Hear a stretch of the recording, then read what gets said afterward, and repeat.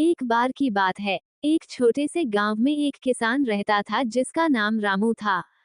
वो बहुत मेहनती था, लेकिन उसके पास ज्यादा जमीन नहीं थी।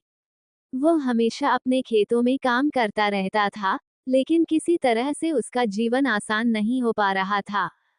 रामू के पास एक बकरा था, जो बहुत ही शरारती था। बकरा हमेशा खेतों में घुसकर उसकी फसलें खा जाता था। रामू ने बकरा कई बार डांटा, पर बकरा कहाँ मानने वाला था।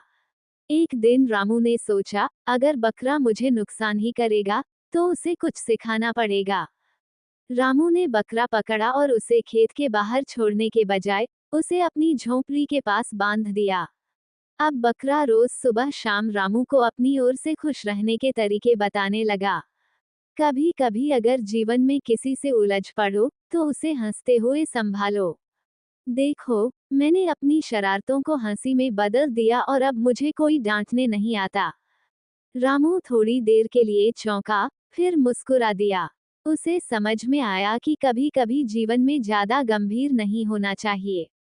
इस दिन से रामू और बकरा दोनों अच्छे दोस्त बन गए।